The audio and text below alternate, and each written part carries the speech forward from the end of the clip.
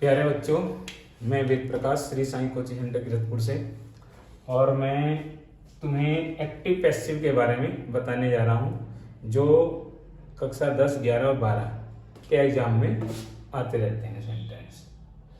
तो इसके active passive में ये एक्टिव वाइज की पहचान है। यदि एक्टिव वाइज के वाक्य में बी या बीइंग शब्द दिया हो, यानी बी या बीइंग शब्द हेल्पिंग वर्ब के साथ आएगा, तो उसका पैसिवाइज नहीं बनाते हैं। यानी कि कुछ टेंस ऐसे हैं जिनकी हेल्पिंग वर्ब में बी या बीन आता है। ऐसे 4 टेंस हैं हमारे।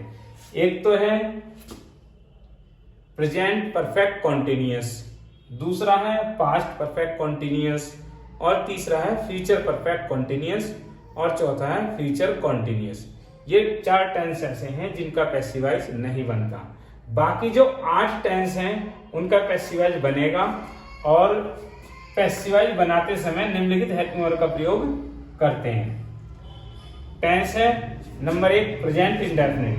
प्रेजेंट इंडेफिनिट का जब पैसिवाइज बनाएंगे तो उसमें हेल्पिंग वर्ब आएगी पैसिवाइज में इज एम आर। एक वचन के साथ इज, बहुवचन के साथ आर और आई के साथ एम।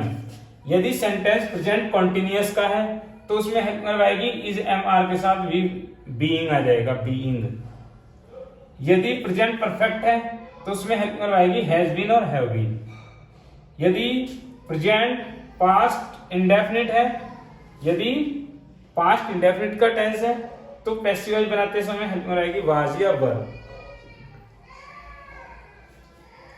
यदि पास्ट कॉन्टिन्यूअस है तो हेल्पिंग वर्ब आएगी वाज या वर के साथ बीइंग। यदि पास्ट परफेक्ट है तो हेल्पिंग वर्ब आएगी हैड बीन। यदि टेंस है हमारा फ्यूचर इंडेफिनिट तो इसमें हेल्पिंग वर्ब आएगी विल बी या शैल बी। यदि फ्यूचर परफेक्ट है तो विल शैल के साथ हैव बीन का प्रयोग होगा। और यदि सेंटेंस में मॉडल वर्ब दी हुई है, मॉडल वर्ब क्या है? Can, could, shall, should, will, would, may, might, ये दी हुई है तो इनके साथ बी का प्रयोग कर देंगे। और पैसिवाइज हमेशा वर्ब की थर्ड फॉर्म का प्रयोग करते हैं। हमेशा वी थर्ड का प्रयोग करेंगे, वर्ब की थर्ड फॉर्म का प्रयोग। हमेशा मेन वर्ब जो होगी वर्ब की थर्ड फॉर्म का प्रयोग करेंगे। अब इसमें सबसे पहले बता रहा हूं simple sentence. Simple sentence, simple sentence की पहचान है, सिंपल सेंटेंस की पहचान है कि वाक्य के प्रारंभ में सब्जेक्ट दिया होता है। वाक्य के प्रारंभ में सब्जेक्ट दिया होता है। सब्जेक्ट दिया होता है सब्जेक्ट यानी कि कर्ता। अब इसका यदि मैं रूल लिखता हूं, नियम लिखता हूं मैं, इसका रूल क्या होता है इसका, यानी कि नंबर 1 पर हमारा आएगा ऑब्जेक्ट का सब्जेक्ट।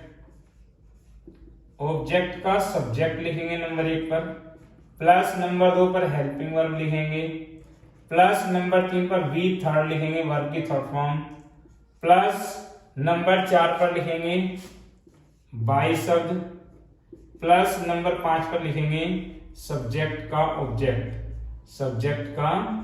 ऑब्जेक्ट लिखेंगे। ठीक है, जैसे इसका एग्जांपल लिखता हूं मैं, ही राइट्स ए लेटर, यानी कि एक वचन सब्जेक्ट के साथ वर्ब में ऐसे ऐसे लगा हुआ है, इसीलिए प्रेजेंट इंडेफिनिट का सेंटेंस हो गया। और प्रेजेंट इंडेफिनिट का सेंटेंस का जब पैसिवाइज बनाएंगे तो हेल्पिंग वर्ब आएगी इज एम आर, एक वचन के साथ इज, बहुवचन के साथ आर और आई के साथ एम।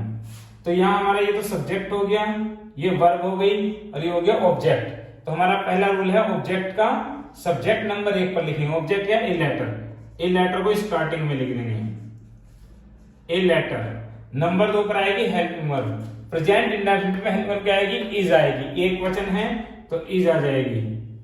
नंबर 3 पर आएगी वर्ब की थर्ड फॉर्म, वर्ब है इसमें राइट की थर्ड फॉर्म आएगी यहाँ पर रिटन, WRITTEN, रिटन। नंबर 4 पर आएगा बाई शब्द लिखना ही है। और नंबर 5 पर आएगा सब्जेक्ट का ऑब्जेक्ट सब्जेक्ट, ही का ऑब्जेक्ट आएगा हिम। यहाँ पर ये हमारा सेंटेंस बन चुका है। एक एग्जांपल और दिखा देता हूं मैं तुम्हें, एक एग्जांपल और दिखा देता हूं, इसे मैं सॉल्व कर देता हूं। यहां से इस सेंटेंस को सॉल्व करता हूं, एक एग्जांपल और दिखाता हूं। जैसे he gave me a book, he gave me a book. इस वाक्य में दो ऑब्जेक्ट हो गए, मी और ए बुक। तो ये दो तरीके से सेंटेंस बन सकता है। इसमें दो ऑब्जेक्ट है तो दो तरीके हैं हम इस सेंटेंस को बना सकते हैं। कैसे?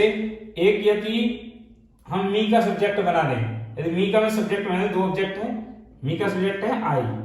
टेंस कौन सा है? वर्ब की सेकंड फॉर्म है ये, गिव, गेव, गिवन। वर्ब की सेकंड फॉर्म है, सेकंड फॉर्म आती है पास्ट इंडेफिनिट में। और पास्ट इंडेफिनिट का पैसिव वॉइस बनाएंगे, पास्ट इंडेफिनिट का जो पैसिव वॉइस बनाएंगे तो हेल्प में आएगी वाज या वर।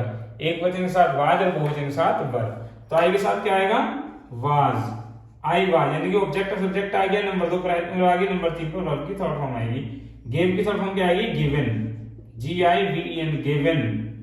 अब क्या आएगा? बाई शब्द आएगा, लेकिन बाई से पहले ये आएगा जो बचा हुआ है हमारा शेष वाक्य, शेष शब्द, यानी कि given a book, given a book, given a book. अब आएगा बाई और अब आएगा सब्जेक्ट को ऑब्जेक्ट हिम, हिम। या दूसरे तरीके से कैसे बनाएंगे इस वाक्य को? यदि मैं ए बुक का सब्जेक्ट बना लेता हूं, ए बुक को मैं सब्जेक्ट बना लेता हूं, a book, a book. Tense तो पास्ट इंडेफिनिट है, ए बुक के अनुसार ही वाज आएगा पास्ट इंडेफिनिट में, ए बुक वाज। अब वर्ब की थर्ड फॉर्म आनी है, गिवन ही आएगा, GIVEN, गिवन, गिवन। अब यहां पर आ जाएगा मी, अब आ जाएगा बाय, अब आ जाएगा हिम।